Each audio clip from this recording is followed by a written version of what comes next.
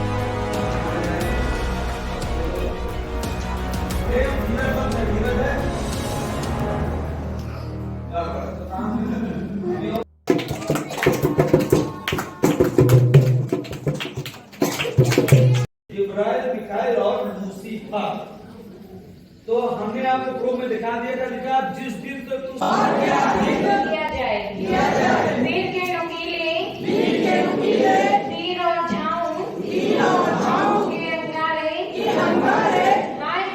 हाय हाय क्योंकि मुझे देश में परदेशी होकर रहना पड़ा।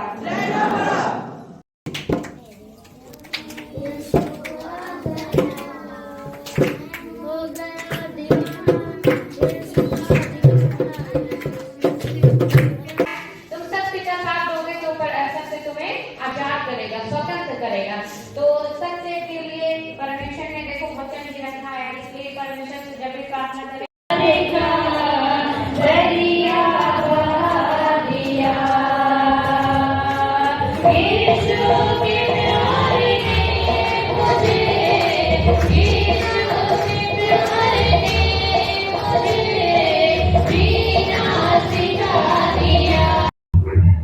क्या परिचय है आपका भाई साहब? देखिए, हमारा नाम है पास्टर विजय सिंह। अच्छा, पास्टर क्यों लिखते हैं? पास्टर जी देखिए हम प्रवाचक हैं। अच्छा, और हमारी कथावाचक। हाँ जैसे कथावाचक, जैसे उसमें महात्मा लगा देते, महात्मा जी आए हैं, वैसे हमारे में एक रिस्पेक्टेड शब्द है। अच्छा, आदर का। चलिए पास्टर आपको बोलूं। हाँ, तो पास्टर जी ये बताइए कि देश में इतना बड़ा एक महाकुंभ, दिव्य कुंभ चल रहा है, आप गए स्नान करने? नहीं, हम तो नहीं गए भाई। क्यों नहीं गए? अरे हम खुद पूजा पाठ में लगे ही रहते हैं कंटिन्यू। पूजा पाठ तो आप किसी और की कर रहे हैं। नहीं, किसी और की क्या कर रहे हैं भाई, प्रभु की कर रहे हैं। कौन से प्रभु की कर रहे हैं? ईसा मसीह की। तो फिर क्या दिक्कत है? आपको तो नहाने भी जाना चाहिए, स्नान करने जाना चाहिए। देखिए, वहाँ उसके लिए जाने के लिए वक्त होना चाहिए, समय होना चाहिए। आप जाना नहीं चाहते कि वक्त नहीं है? नहीं, जाने वाली बात नहीं है। देखिए, जो काम हम करते हैं पहली प्राथमिकता हम उसको देते हैं। अच्छा। पहले, अब जब समय बचेगा अच्छा फिर उसको देते हैं। 50 करोड़ श्रद्धालु महाकुंभ में डुबकी लगा चुके हैं, करोड़ों रुपए खर्च हो चुके हैं, आप वहाँ स्नान करने जाना नहीं चाहते? क्या मर्जी है, समय वाकई नहीं मिल पा रहा है? आप ये ना बोलिए कि जाना नहीं चाहते, ऐसी बात नहीं है। चाहते हैं आप?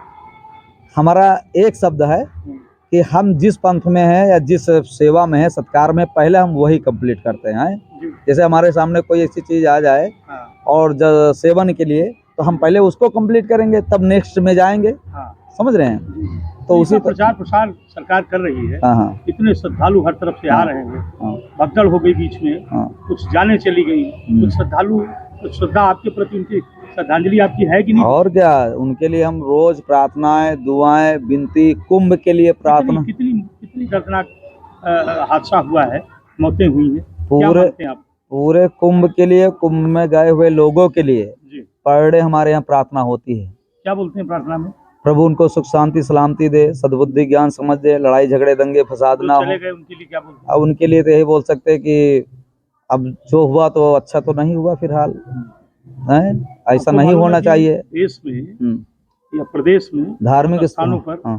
सर मेरा सवाल है हम्म, कि बालाजी है, हम्म, महाकाल उज्जैन में है, हम्म, भीम करोली बाबा उत्तराखंड में है, हम्म, वैष्णो माता है, बहुत सारे देवी देवता हैं। हम्म, क्यों आप ये बच्चे भी बैठे हैं पीछे देख रहे हैं कि करीब 10-20-30 बच्चे हैं हम्म, जिनको वहाँ भी 2 लड़कियां बैठ के हम्म, उनका ब्रेन वॉश करती हैं, समझाती हैं कि नहीं आपको यीशु मसीह को मानना चाहिए, देवी देवता कुछ नहीं कर पा रहे। ऐसा क्यों कर रहे हैं और फिर आप चुपचाप क्यों कर रहे हैं?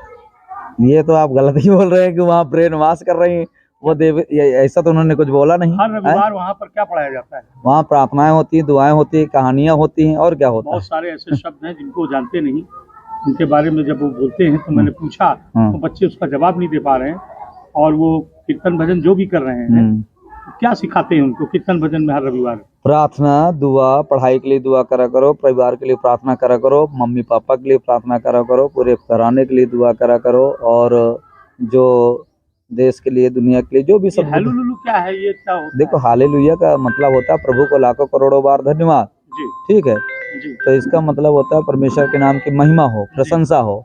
और ये परमेश्वर के पवित्र शास्त्र बाइबल का एक शब्द है, प्रभु के परमेश्वर के वचन का एक शब्द है।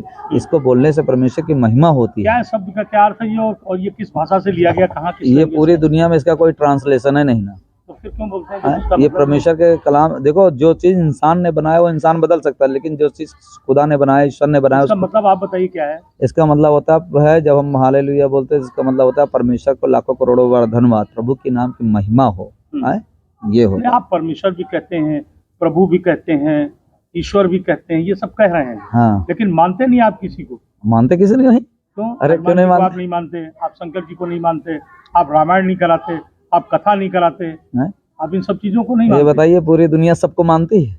नहीं, आप क्यों नहीं मानते? नहीं, आप ये बताइए। फिर आप चलिए छोड़िए, आप नहीं, आप सिखाते ये क्यों? बताइए, एक इंसान सबको मानता है? धरती पे जितने ईश्वर है, जितने भगवान है, जितने देवी देवता जो भी अलग-अलग है, कम्युनिटी के लोग हो हाँ, सकते हैं, हाँ, लेकिन आप हिंदू धर्म से जुड़े लोग, हाँ, आप उनको लाकर, या वो आते हैं स्वयं अपनी इच्छा से भी आ रहे हैं, तो भी आप उनको और किसी के बारे में नहीं बताते। देखिए, यीशु मसीह आप पूरी सबको बताया करिए ना कि खुदा क्या है, भगवान क्या है, ईश्वर क्या है, ये सबके बारे में आप क्यों नहीं बताते? रामायण पढ़ाइए, ये किताबें आपने जो सबको दे रखी हैं, ये बाइबल है, रामायण का भी एक रखिए बगल में, एक कुरान का भी रखिए बगल में, और गीता रखिए, इन सबको पढ़वाइए। इतना बड़ा ज्ञान अर्जन कर पाएंगे? क्यों नहीं कर पाएंगे? कैसे कर पाएंगे? अरे पहले वो जो दे रहे हैं परमेश्वर का वचन वही है। आप तो ऐसी चीज दे रहे हैं हाँ, जो मेरे ख्याल से उनके संस्कारों में नहीं है, उनके उसमें नहीं। वो आपका जो यीशु मसीह का जो है ईसा, उसका वो बाइबल में वो चीजें लिखी नहीं है। कल्याण तो सब धर्म में लिखा है। देखिए, प्रभु यीशु मसीह पूरे दुनिया, पूरे संसार सबके प्रभु हैं, समझ गए? लेकिन परमेश्वर ने जगत से ऐसा प्यार किया कि अपने बेटा दे दिया। जो कोई विश्वास करे, जो कोई का मतलब दुनिया का कोई जाति, धर्म, भाषा, कुल, गोत्र, कोई भी विश्वास करेगा वो प्रभु में उद्धार पाएगा, आपको निजात। लगता है कि कोई गंगा स्नान करने के बाद, पूजा पाठ करने के बाद, तिलक लगाने के बाद, खुद में कुछ बातें करने के बाद कह सकते हैं कि आमीन, ऐसा बोलेगा? आमीन का मतलब क्या होता है? आप बताओ ना क्या होता है? आमीन का मतलब होता है जो हमने प्रार्थनाएं दुआ करी वो पूरी हो जाए, उसका मतलब ये होता शब्दों का इस्तेमाल है। नहीं है? है ऐसे शब्द कोई भगवान के मंदिर में जाके, मस्जिद में तो मान सकते हैं हाँ। कि मुस्लिम समुदाय के लोग वहाँ नमाजें अदा होती हैं और ऐसे शब्दों का इस्तेमाल करते हैं लोग, आमीन भी कहते हैं, बहुत सारी चीजें कही जाती हैं। आप क्यों, आप तो हिंदू होकर भी आप इन सब चीजों को नहीं मानते? तो फिर यहाँ अंग्रेजी का कोई चलन है? नहीं, अंग्रेजी तो भाषा है। तो क्यों बोलते हैं लोग? क्या जरूरत बोलने की? सिट डाउन, स्टैंड अप, अरे सीधा विराजिए, प्रस्थान कीजिए। क्यों आप क्यों आमीन और खुदा के बारे में बताने? खुदा के लोग है भी नहीं यहाँ। खुदा के यहाँ 5 परिवार मुसलमान बैठे, चले मिला देते हैं। अच्छा, बुर्का सहित पहन। उनको भी आप यीशु मसीह के बारे में? हाँ, उनको भी। हमारे यहाँ सब धर्मों का, सब जातियों का, सब भाषाओं का, फिर आप रामायण और सबका गीता क्यों नहीं पढ़ाते? अरे कितना हम दे देंगे? अरे हमारे पास एक शास्त्र है, हम 17 शास्त्र रोड़ी बटोर लेंगे। अरे 17 कहाँ भी, आप रामायण और कथा के बारे में तो बता ही सकते हैं ना। अरे भाई, जैसे आप ही हैं, हम आपसे कहें कि आप पूरी दुनिया का न्यूज काहे नहीं लाते, पूरे वर्ल्ड का न्यूज काहे? अरे आप अपने क्षेत्र तो संभालोगे। आप वो एक ही चीज देखो, एक दास 2 स्वामियों की सेवा नहीं कर सकता है। एक व्यक्ति 2 काम नहीं कर सकता है। या तो हम राइटर हैं या तो लिबरेटर हैं। तो हमारा काम, हमने यीशु मसीह पे विश्वास किया। सवाल किया था फंड का, आपने अंदर बताया कि पत्रकार साहब फंडिंग के बारे में, कहाँ से फंडिंग होती है आप बता दीजिए। तो हम तो बता दिए, जैसे पूछे थे कि भैया जितने